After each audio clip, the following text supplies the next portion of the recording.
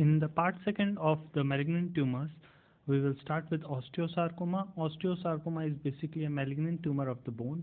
It is also known as osteogenic sarcoma, and it is the most common primary malignant tumor of the bone, but it is relatively rare in oral and facial regions. Coming to the etiology is basically unknown, and there are various genes which are known to be responsible for the osteosarcoma.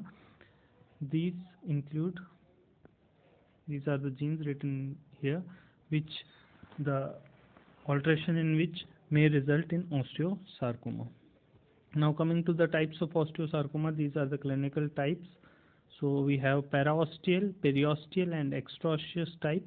In the paraosteal type, it is basically an uncommonly extremely rare in jaws, and it is characterized by slow growth.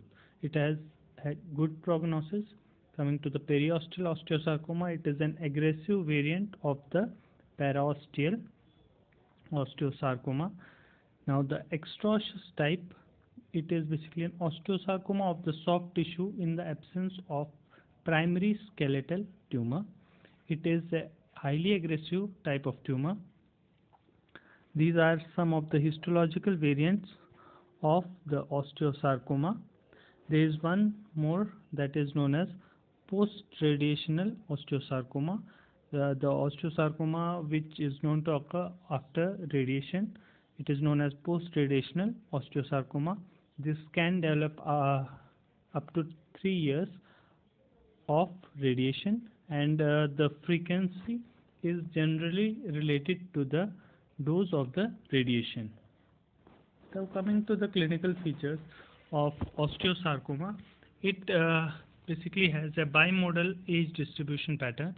It may occur between 10 to 20 years, or secondly, it can occur in individuals which are older than 50 years. It is more common in males. Coming to the location, it is basically seen in long bones like femur, tibia, but it can also be seen in the jaw region, and it has an equal distribution in the maxilla as well as in the mandible. In the mandible, it is seen in the body, and in the maxilla, it can be seen in the antrum, and it's usually seen more in the alveolar region. Now, in this osteosarcoma, we can see swelling, which is accompanied by pain,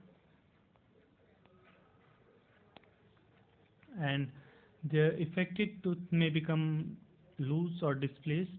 There may be numbness of the lip or chin due to the involvement of the inferior alveolar nerve, and there can be trismus or hemorrhage. Now coming to the radiological appearance, two things are seen. One is known as the sunburst appearance.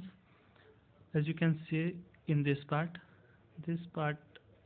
shows the sunburst or the sun ray appearance of the tumor. And second, in the long bones, we see this Codman triangle. It is basically seen in the long bones. So this is the Codman's triangle, which is seen in osteosarcoma. Now coming to the histology. In the histology, the tumor is characterized by proliferation of both atypical osteoblasts and their less differentiated precursors, and pleomorphism of the cells can be seen in size and shape, and osteoid and bone formation is seen within the matrix in an irregular pattern. Vascular channels, increase in the vascularity is also seen, and various type of cells like spindle, oval or polyhedral cells, which all have a hyperchromatic nuclei, like these showing the hyperchromatic nuclei. All these are having an hyperchromatic nuclei are seen. So these all have hyperchromatic nuclei. So basically this region signifies the formation of the bone here, this in pink, and this is the connective tissue, and this is where the bone formation is taking place. So here you can also see cells here. So in the lab investigation, we can see an increase in serum alkaline phosphatase levels in osteosarcoma. Now coming to the management is basically surgical resection with clear margins, and we can use an adjuvant systemic chemotherapy in critical cases. Now second is the Ewing sarcoma. It was firstly described in 1921 by James Ewing. It is also known as round cell sarcoma or endothelial myeloma.